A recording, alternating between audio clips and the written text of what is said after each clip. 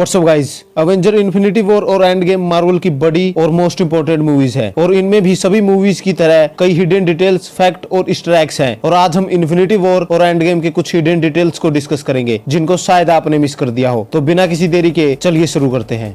तो सबसे पहले बात करते हैं इस सीन की जिसमें थोर रियलिटी स्टोन के बारे में अवेंजर्स को बता रहा होता है। थोर के अजीब तरीके की वजह से अवेंजर्स थोर की बात में इंटरेस्ट नहीं लेते, लेकिन स्कॉट लैंग का रिएक्शन थोड़ा अलग था। वो थोर की बात को ध्यान से सुन रहा था। तो ऐसा इसलिए हुआ क्योंकि थोर का स्टोरी बताने का स्टाइल स्कॉट लैंग के दोस्त लुइस की तरह था। इसलिए थोर को देखकर स्कॉट को लुइस की याद आ गई, जिससे अकेला स्कॉट ही था जो थोर को सीरियसली लेता है। इसके बाद बात करते हैं जब थैनोस एंड गेम में हार जाता है और आराम से बैठ जाता है, तो ये सीन बिल्कुल सेम होता है इन्फिनिटी वॉर के एंड के सीन से, जब थैनोस अपने बगीचे में उगते हुए सूरज को देखता है। ये काफी अच्छा कॉल बैक था जिससे इन्फिनिटी वॉर और एंड गेम की एंडिंग सेम हुई, लेकिन अब की बार जीत अवेंजर्स की हुई थी। तो अब बात करते हैं इस सीन की जब टोनी स्टार्क स्पेस में पेपर के लिए मैसेज रिकॉर्ड कर रहा होता है। तो टोनी स्टार्क कहता है कि वो जब मरेगा तो पेपर उसके सामने होगी।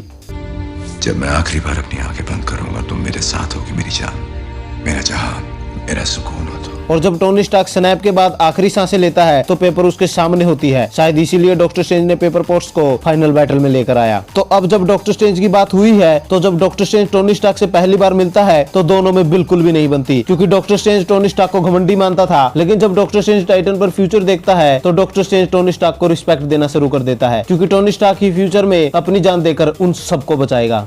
उसके बाद बात कर लेते हैं जब टोनी स्टार्क और कैप्टन अमेरिका टाइम ट्रैवल कर 1977 में जाते हैं, तो वहाँ हमें जार्विस दिखता है। दरअसल मूवीज में जार्विस एआई है, लेकिन कॉमिक्स में जार्विस एक आदमी होता है और ये जार्विस टीवी शोज का जार्विस है। ऊपर से ये पहला कैरेक्टर बना जो इंट्रोड्यूस टीवी शोज में हुआ और बाद में किसी मूवी में दिखा। साथ ही इसी सीक्वेंस में एक और जबरदस्त डिटेल दिखी जब टोनी स्टार्क और कैप्टन अमेरिका एलिवेटर में होते हैं, तो वहाँ उनको एक लेडी मिलती है जो बाद में पुलिस को लेकर आती है। और ऐसा इसलिए हुआ क्योंकि उस लेडी ने टोनी स्टार्क की दाढ़ी को नोटिस कर लिया, क्योंकि 1977 में इस तरह की दाढ़ी कोई भी नहीं रखता था। और इस सीन में ये लेडी पुलिस को दाढ़ी के बारे में बता भी रही है। Well, one of them had a hippie beard. Hippie, like Bee Gees or Mungo Jerry? Definitely Mungo Jerry. तो अब बात करते हैं इस सीन की जिसमें ब्लैक विडो अपने पैर को ऊपर कर बैठी है। उसके बाद यहाँ भी ब्लैक विडो ऐसे ही बैठी है। अब ये मूवी क्रिएटर्स की काफी अच्छी डिटेलिंग है, क्योंकि कैप्टन अमेरिका विंटर सोल्जर में भी ब्लैक विडो कुछ ऐसा ही करती है। Borrowing, take your feet off the dash. तो अब बात करते हैं मार्वल स्टूडियोज के लोगों की। एंड गेम के लोगों में उन सभी सुपर हीरो को हटा दिया था जो इन्फिनिटी वॉर में डस्ट बन गए थे। हालांकि कैप्टन मार्वल जो अब तक 2 मूवीज में दिख चुकी है, उसको लोगों में अभी तक नहीं दिखाया गया है। तो अब बात करते हैं जब इन्फिनिटी वॉर में रॉकेट थोर को एक आंख देता है। दरअसल ये आंख वही आंख होती है जो guardian of the Galaxy volume 2 में गरूट प्रिजन वाले सीन में रॉकेट को देता है। और रॉकेट थोर को बताता भी है कि उसने ये आंख चुराई थी। शर्त में तो पैसे ही जीता था, आग तो रात को उसके रूम में जाकर चोरी की थी। उसके बाद बात करते हैं जब ब्रूस बैनर वकांडा में फाइट कर रहा होता है और वो हल्क को बाहर आने के लिए कहता है, लेकिन जब हल्क मना कर देता है तो ब्रूस बैनर कहता है I am doing my self. ये डायलॉग काफी सिमिलर होता है एज ऑफ अल्ट्रॉन के पोस्ट क्रेडिट सीन से, जब थैनोस भी यही कहता है।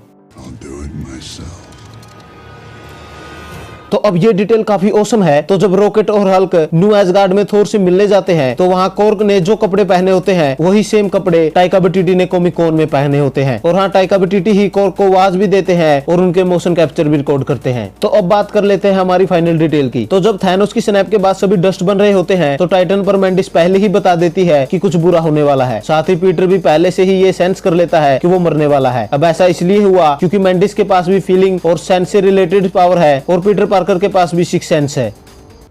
कुछ अजीब हो रहा है।